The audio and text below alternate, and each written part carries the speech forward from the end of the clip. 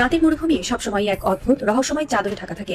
আরব উপদ্বীপের মধ্যবর্তী উচ্চভূমি, যাকে ইতিহাস নজদ নামে চেনে, সেখানকার রাতের বাতাস যখন বইতে শুরু করে তখন যেন মনে হয় হাজার বছরের কোনো চাপা পড়া দীর্ঘশ্বাস ফিসফিস করে কথা বলছে।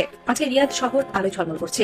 আকাশচুম্বী কাচের ইমারত, বিলাসবহুল মার্সিডিজ আর রোলস রয়েসের আনাগোনা, আর রাজপ্রাসাদগুলোর চোখ ধাঁধানো জাঁকজমক দেখে কে বলবে এই শহরের মাটির নিচে লুকিয়ে আছে এক প্রাচীন অভিশপ্ত ভবিষ্যৎবাণী। এই শহরের নিয়ন আলোটি যে যখন রাজকীয় ভোজ সভা চলে, তখন সেখান থেকে কয়েকশো মাইল দূরে ইয়েমেনের শিশুরা অনাহারে ধুকে ধুকে মরে। সিরিয়া বা শামের আকাশে বোমারু বিমানের গর্জনে ধসে পড়ে হাজার বছরের প্রাচীন সভ্যতা। কিন্তু রিয়াদ শান্ত, রিয়াদ সুরক্ষিত। পশ্চিমা পরাশক্তির অদৃশ্য ছাতায় ঢাকা এই নজদের মাটি আজ পুরো মধ্যপ্রাচ্যের ভাগনীয়তা। কিন্তু এই জাঁকজমকের আড়ালে ক্ষমতার এই দাম্ভিক মঞ্চের পেছনে লুকিয়ে আছে এমন এক সত্য, যা 1400 বছর আগে উচ্চারিত হয়েছিল। সেই সত্য আজ যখন ভূ রাজনীতির আদর্শ কাজ দিয়ে বিশ্লেষণ করা হয়, তখন যে কোনো বিবেকবান মানুষের মেরুদণ্ড বেয়ে এক শীতল স্রোত থেমে যায়। শুরু হতে যাচ্ছে আধুনিক মধ্যপ্রাচ্যের সবচেয়ে রোমহর্ষক, সবচেয়ে অন্ধকার এবং রাজনৈতিক এক থ্রিলারের, যেখানে ধর্ম, ক্ষমতা, পশ্চিমা গুপ্তচর বৃত্তি এবং এক প্রাচীন ভবিষ্যৎবাণী মিলেমিশে একাকার হয়ে গেছে।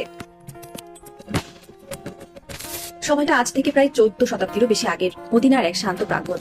সাহাবীরা গোল হয়ে বসে আছেন তাদের প্রিয় নবী হযরত মুহাম্মদ সাল্লাল্লাহু আলাইহি ওয়াসাল্লামের চারপাশে। হযরত আব্দুল্লাহ ইবনে ওমর রাদিয়াল্লাহু থেকে বর্ণিত, নবী করিম সাল্লাল্লাহু আলাইহি ওয়াসাল্লাম হঠাৎ দুই হাত তুলে পরম করুণাময়ের দরবারে দোয়া করতে শুরু করলেন। হে আল্লাহ, আমাদের শামে বরকত দান করুন। হে আল্লাহ, আমাদের ইয়েমেনে বরকত দান করুন। উপস্থিত সাহাবীদের মধ্যে যারা নজদ বা বর্তমান রিয়াদ ও এর আশেপাশের এলাকার মানুষ ছিলেন, তারা উৎসুক হয়ে বললেন, হে আল্লাহর রাসূল, আমাদের নজদেও বরকতের দোয়া করুন। কিন্তু নবী করিম সাল্লাল্লাহু আলাইহি ওয়াসাল্লাম তাদের কথায় কোনো সাড়া দিলেন না। তিনি পুনরায় একই দোয়া করলেন, হে আল্লাহ, আমাদের শামে বরকত দান করুন। হে আল্লাহ, আমাদের ইয়েমেনে বরকত দান করুন।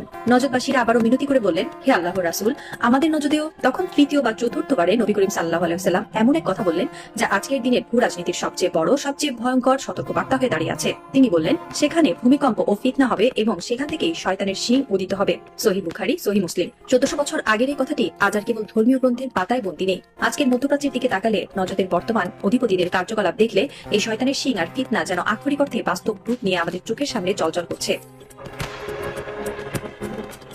নজদ কি? ভৌগোলিক ও ঐতিহাসিক বিচারে নজদ হলো বর্তমান সৌদি আরবের মধ্যবর্তী উচ্চভূমি, যার মূল কেন্দ্র হলো বর্তমান রাজধানী রিয়াদ ও এর আশেপাশের এলাকা। এই নজদ থেকে 20 শতাব্দীর শুরুতে উঠে এসেছিলেন বর্তমান সৌদি আরবের প্রতিষ্ঠাতা আব্দুল আজিজ ইবনে সৌদ। তিনি কোনো সাধারণ পথ ধরে ক্ষমতায় আসেননি। তার উত্থানের পেছনে লুকিয়ে আছে এক রক্তক্ষয়ী ইতিহাস এবং পশ্চিমা সাম্রাজ্যবাদ বা তৎকালীন নাসারদের সাথে এক ভয়ঙ্কর গোপন আতাত। যখন অটোমান বা উসমানীয় সাম্রাজ্য পুরো মুসলিম বিশ্বকে এক ছাতার নিচে ধরে রাখার চেষ্টা করছিল, তখন এই নজদের শাসকরা ব্রিটিশ সাম্রাজ্যের সাথে হাত মেলায়। ব্রিটিশ গুপ্তচর লরেন্স অফ অ্যারাবিয়ার মদতে এবং ব্রিটিশ পাউন্ড ও অস্ত্রের সাহায্যে তারা অটোমানদের পিঠে ছুরি মারে। তারা মুসলিম উম্মার ঐক্যের প্রতীক অটোমানদের পতন ঘটিয়ে আরবের বুকে নিজেদের রাজত্ব কায়েম করে। এরপর আসে 1945 সাল। সুয়েজ খালের গ্রেট বিটার লেকে নোঙর করে থাকা মার্কিন যুদ্ধ জাহাজ ইউএসএস কুইন্সিতে অনুষ্ঠিত হয় এক ঐতিহাসিক ও অন্ধকার বৈঠক। একদিকে নজদ থেকে উঠে আসা সৌদি আরবের প্রতিষ্ঠাতা বাদশাহ আব্দুল আজিজ ইবনে সৌদ, আর অন্যদিকে মার্কিন প্রেসিডেন্ট ফ্রাঙ্কলিন ডি রুজভেল্ট। সেখানে স্বাক্ষরিত হয় সেই অলিখিত চুক্তি, তোমরা আমাদের তেলের নিশ্চয়তা দেবে আর আমরা তোমাদের গদির নিরাপত্তা দেব।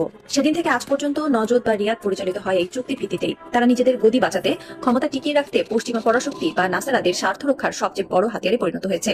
আজ পুরো সৌদি আরব পরিচালিত হয় ওই নজদ বা রিয়াদ থেকে, আর রিয়াদ পরিচালিত হয় ওয়াশিংটনের ইশারায়। ভূরাজনৈতিক এই ষড়যন্ত্রের পাশাপাশি একটি অদ্ভুত, চাঞ্চল্যকর এবং রূপক চিত্র আজ নেটিজেন ও বিশ্লেষকদের ভাবিয়ে তুলেছে। হাদিসে বলা হয়েছিল, নজর থেকে শয়তানের শিং উদিত হবে। অনেকেই এই শিংকে রূপক অর্থে ফিতনা বা দুর্যোগ হিসেবে দেখেন, কিন্তু আপনি যদি ইন্টারনেটে যান, গুগলে গিয়ে ফার্স্ট সৌদি লিডার বা প্রথম দিকের সৌদি শাসকদের ছবি লিখে সার্চ দেন, তবে আপনার চোখের সামনে এমন এক চিত্র ফুটে উঠবে যা আপনার শির দ্বারা বেয়ে শীতল স্রোত নামিয়ে দেবে। প্রথম দিকের নজদি বা সৌদি শাসকদের মাথায় থাকা ঐতিহ্যবাহী পাগড়ি বা টুপি, এর দিকে খেয়াল করুন। তাদের পাগড়ি বাঁধার ধরনটা ছিল একেবারে অন্যরকম। পাগড়ির উপরের দিকে দুটি অংশ এমন ভাবে পেঁচিয়ে উঁচিয়ে রাখা হতো, যার ডিজাইন দেখতে হুবহু দুটি শিঙের মতোই লাগে। এটি কি কেবল একটি কাকতালীয় বিষয়, নাকি 1400 বছর আগের দেওয়া সেই সতর্কবার্তার এক আক্ষরিক চাক্ষুষ প্রতিফলন? যারা ধর্মের মোড়কে ক্ষমতা দখল করেছিল, তাদের নিজেদের অজান্তেই তাদের মাথার মুকুট কি সেই শয়তানের শিঙের রূপ ধারণ করেছিল? এই প্রশ্নটি আজ আধুনিক গবেষকদের ভাবিয়ে তুলেছে।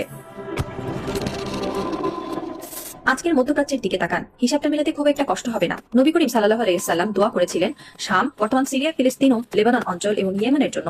আজ সেই শাম এবং ইয়েমেন পৃথিবীর সবচেয়ে বড় মানবিক বিপর্যয়ের শিকার। ফিলিস্তিনের গাজায় যখন হাজার হাজার শিশু বোমার আঘাতে ছিন্নভিন্ন হচ্ছে, লেবাননে যখন ফসফরাস বোমা পড়ছে, তখন রিয়াদ বা নজদের শাসকরা কি করছেন? তারা কি সেই মজলুমের পাশে দাঁড়িয়েছেন? না, তারা ব্যস্ত ভিশন 2030 নিয়ে। তারা ব্যস্ত মরুভূমির বুকে বিলাসবহুল নিয়ম সিটি বানাতে। তারা ব্যস্ত পশ্চিমা তারকাদের এনে কনসার্ট করতে। ইয়েমেনে যে দেশের জন্য স্বয়ং রাসূল সাল্লাল্লাহু আলাইহি ওয়াসাল্লাম বরকতের দোয়া করেছিলেন? সেই ইয়েমেনের ওপর গত 1 দশক ধরে বোমা বর্ষণ করেছে কারা? এই নজদের শাসকরাই। পশ্চিমাদের অস্ত্র কিনে তারা ইয়েমেনের নিরীহ শিশুদের উপর বোমা ফেলেছে। শামে যখন রক্তের বন্যা বইছে, তখন নজর থেকে ইসরায়েলের সাথে সম্পর্ক স্বাভাবিক করার গোপন দর কষাকষি চলছে। হাদিসের সেই ফিতনা বা দুর্যোগ আজ আর কোনো তত্ত্ব কথায় সীমাবদ্ধ নেই। নজদের মাটি থেকে আজ এমন সব সিদ্ধান্ত নেওয়া হচ্ছে যা পুরো মুসলিম বিশ্বকে বিভক্তি, যুদ্ধ আর ধ্বংসের দিকে ঠেলে দিচ্ছে। তারা নাসারাদের সাথে হাত মিলিয়ে নিজেদের গদি ঠিক রাখছে, আর অন্যদিকে ফিলিস্তিন বা ইয়েমেনের মতো বরকতময় ভূমিগুলোকে পরিণত করছে জ্বলন্ত শ্মশানে।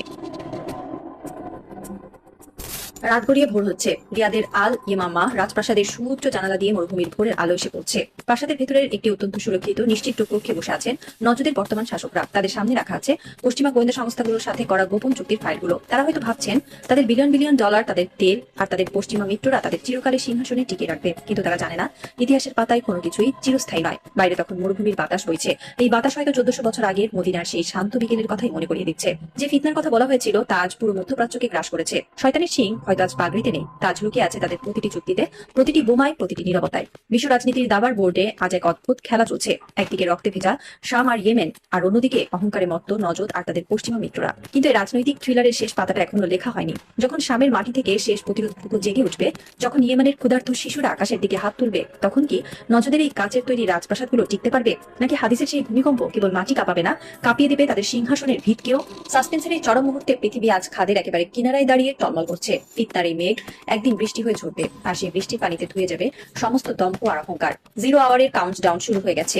নজদের এই বিলাসবহুল প্রাসাদগুলোতে হয়তো আজ অট্টহাসি পাচ্ছে, কিন্তু ইতিহাসের অমোঘ বিচার শুরু হতে আর বেশি দেরি নেই। মহাপ্রলয়ের এই আসল গল্প তো কেবল শুরু হলো।